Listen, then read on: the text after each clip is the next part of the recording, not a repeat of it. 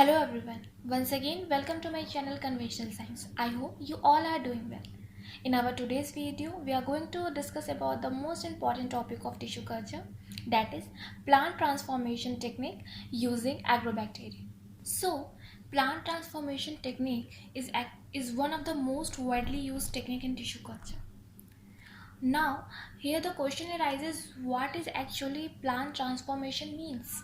So, plant transformation is actually a way to insert DNA from any other organism, for example, plant, animal, virus, into the genome of a plant of interest to modify its characters, like increasing its soil holding capacity, make it resistant to flood and drought, make it resistant to any type of disease, increasing its age. So these are the characteristic we usually modified using plant transformation technique. The important requirements for gene transfer in higher plants through agrobacterium mediation are as follows. Here, the agrobacterium is actually a bacterium. So the requirements here are: the explant must produce phenolic components for activation of virulence genes. Here, the word explant means the part of plant which is used for the growth of whole plant. On phenolic compounds are actually the compounds which contain an aromatic ring along with a OH group. And virulence means living. So the complete sentence states that the parts of a plant which is used in a tissue culture for the growth of whole plant must follow an aromatic ring, including a hydroxy group, for activation of living genes. Okay, the transformed tissues should be capable of regenerates into whole plant. Here, this sentence means that the tissue or the part of plant, the plant actually, which get transformed using this technique should be capable of regenerate into whole plant, because this is the main aim of this technique. Now comes the steps of this technique. So I think you can better understand these steps by viewing a diagram which I am going to see you in the end of the video. Till then, let us see about the advantages and limitations of this technique.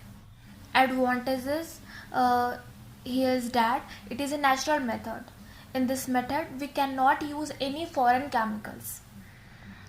In this technique, agrobacterium can conveniently infect any explant.